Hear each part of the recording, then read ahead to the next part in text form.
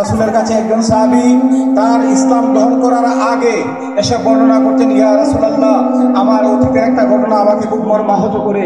রাসূলুল্লাহ ইসলাম জিজ্ঞেস করলেন, কি সেই ঘটনা? তিনি বললেন, ইয়া রাসূলুল্লাহ, আমার একটা কন্যা সন্তান জন্মগ্রহণ করলো। আমার স্ত্রী তাকে লুকিয়ে অন্যত্র লালন পালনের জন্য দিয়ে দিল এবং আমাকে বললো আমার সন্তান নাকি মৃত হয়েছে। আমি বুঝ পেয়ে গেলাম। ঠিক 5 বছর পরে দেখা গেল একটা কন্যা সন্তান তিনি নিয়ে এসেছেন। আমার স্ত্রীর মনে মনে ভাবনা ছিল যে এই কন্যা সন্তানকে এখন আর তার বাবার হত্যা করার ইচ্ছা জাগবে না, কেননা এই কন্যা সন্তান দেখতে শুনতে খুব সুন্দর ফুটফুটে হয়ে গিয়েছে, তার দেখলে মায়া লাগবে, সে বোধহয় হত্যা করবে না।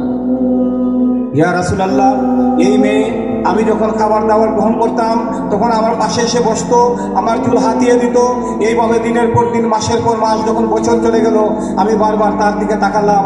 আমি ভাবলাম সে আমার জন্য বিপদ হয়ে দাঁড়াচ্ছে, তাকে আমার হত্যা করতেই হবে। সুতরাং আমি মনে মনে পরিকল্পনা করতে থাকলাম তাকে হত্যা করার জন্য। একদিন পরন্ত দুপুরবেলা আমি চলে গেলাম সেই বালুকাময় প্রান্তরে আমার মেয়েকে সাথে করে নিয়ে। মেয়ে ভাবতে পারে না কেন আমার সাথে যাচ্ছে। সে একবার আমার পিছনে দৌড়াচ্ছে, একবার সামনের দিকে দৌড়াচ্ছে। একটা জায়গায় গিয়ে আমি গর্ত খুঁড়তে শুরু করলাম।